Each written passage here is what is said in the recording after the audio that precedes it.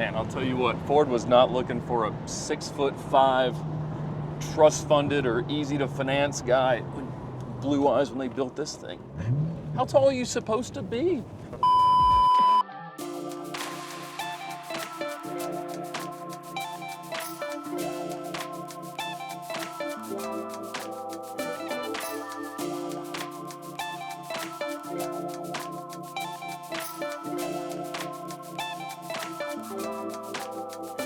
The team here at DC Motor Works has been hard at work knocking out the punch list on each of the Murciélagos, and it's almost time to take the Diablo back to the land of the living. But today I realized we hadn't done a video in a while on the Barn Find 4 GT.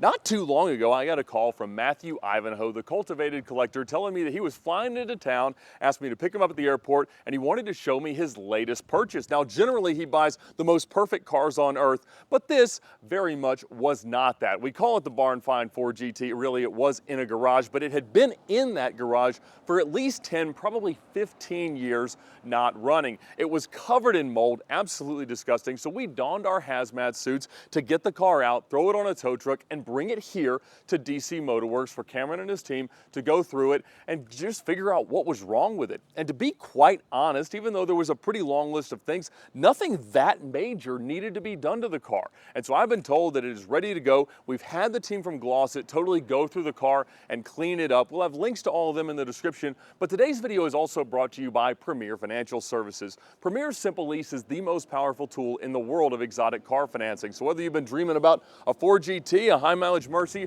or any other car, they are the perfect partner in that acquisition process. They give you the benefits of a lease as well as all the things that you generally love about a traditional finance arrangement. You can build up equity, trade out at any time, pay the car off at any time, and you'll always know where you stand thanks to their easy to understand amortization table. They can buy real deep all the way up to Bugatti territory, and they can help you find an easier path than you'd possibly imagine into your dream car. So right now we're going to talk to Cameron, go through all the things that he and his team have done to the 4 GT to get it to this point, and then we're finally going to take it for a drive. Hey. Mr. Bolian. I'm not here on Lambo business for once in quite some time. That's I felt like rare. it was time for an update on the 4 GT. I know you've been hard at work on it alongside everything else in the shop, but Mr. Ivanhoe asked if I would come by, take it for a drive, because it sounds like he may have found a new owner for this lovely automobile now that we've brought it back to the land of the living. But I'd love to hear exactly what you've had to do to get it to this point. Not a whole lot. It is not as bad as you would have expected. America. But there was still a long list of things that had to be done. The entire fuel system was pretty much trash. Yeah, we might have a pump issue or I was looking for a tap on the fuel rail that we could check pressure. I think we may have some prostate issues here, guys. Is that why you said it was kind of running into a wall at like 2,500, 3,000 RPM? Yes. Okay. So everything was just clogged and disintegrated, and believe it or not, Ford could not get injectors for it. What? They said they had them. Oh. But they're not right. So what did you find? We found the Bosch equivalent ones. That'll work, I As suppose. we tend to. Excellent. Excellent. Put German parts in the American car. That's right. That's it. And what else? We did tires. Excellent. From Bridgestone, from our sponsor this year. Honestly, not just because they're the sponsor, because they are now the best tire for a 4 GT. A car that came with Goodyear tires, but was well known for some unpredictability, snap oversteer. So everybody loves the Bridgestones, not just because they love VINwiki. But thank you, Bridgestone, for all the support. Speaking of snap oversteer, we do have some rear toe links on the way because those are notoriously troublesome on these. I'll try to keep every it straight. fluid is fresh. Every single one? Every single one? Yeah. Washer fluid? No. You got me. There you go. All right, we'll top that off. You gotta leave one thing broken, right? That's it, as an homage to its past. Well, excellent. Well, I'm gonna go see how it drives. I'm sure it'll be wonderful and won't, spin me around even without the toe links. But thank you for all the hard work. I'll see you when we get back. Decapitate yourself. 4 GT life. Goodness gracious.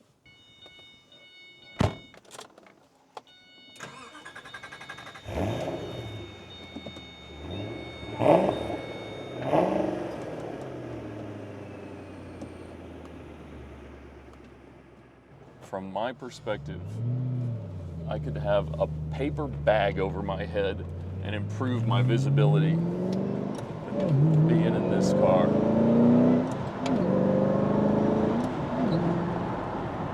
Look, the thing makes good power. Our temperatures are right. The Honda Odysseys feel entitled to pull out in front of us. We are in good shape. We got oil pressure, we've got fuel, clean fuel. Everything seems as it should be. Cameron has this car running.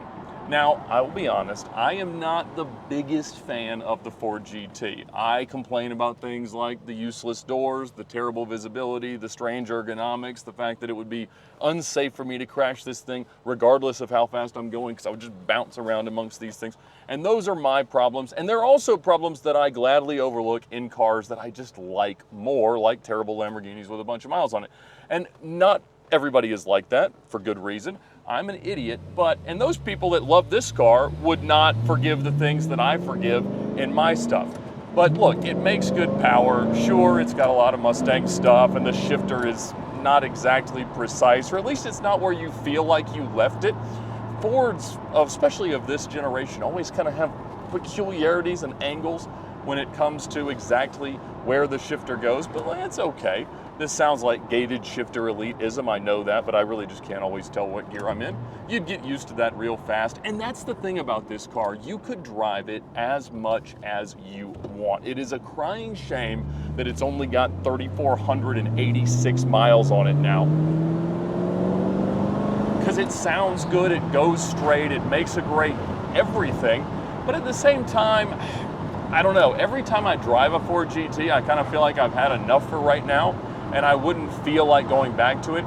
But this is a car that could be your only supercar for the next 50 years of your life, and you'd love every second of it, because you're never gonna see something newer, latest, greatest, fastest, whatever, that makes you want it more than this, because it won't do what this does. This is so of the moment, it is so quintessentially what only it is, that I get why people have spent 130 grand when I wouldn't, 200 grand when I wouldn't, 300 grand when I wouldn't, 400. Now it seems like it's almost worth $500,000, which, you know, for a car they made over 4,000 of, that's hard for me to wrap my head around.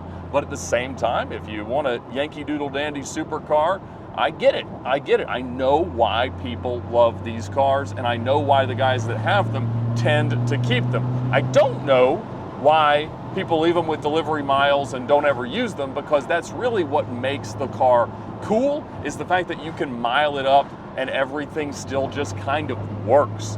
And so if you have a Ford GT, start driving it. But apparently you're not gonna actually have that much to do. For a lot of cars that sit with no miles, kind of the way this one did, you would expect to have this massive, massive punch list to go through and get it running the right way. But this thing, I mean, got really just a proper servicing and it's ready to go.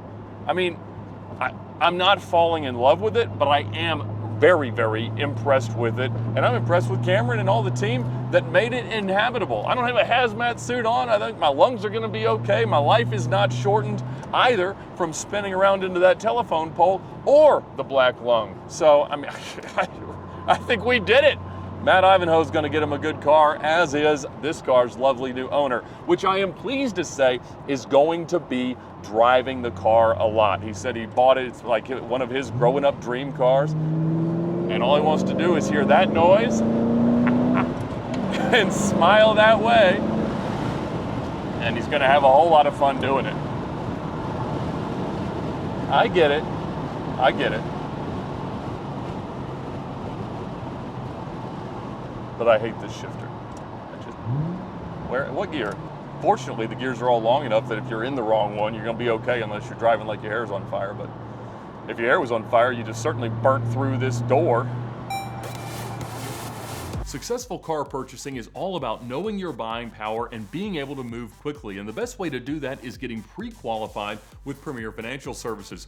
Call one of these numbers, speak to one of their representatives, fill out their application, and then you'll know exactly how much car you can buy. You'll approach a seller, tell them you're already qualified, you've got your simple lease set up from Premier Financial, and you'll be able to close very, very quickly. That's why Premier is one of the most powerful partners in the world of exotic car financing, and that's why I turn to them every time I go out and try to buy something crazy.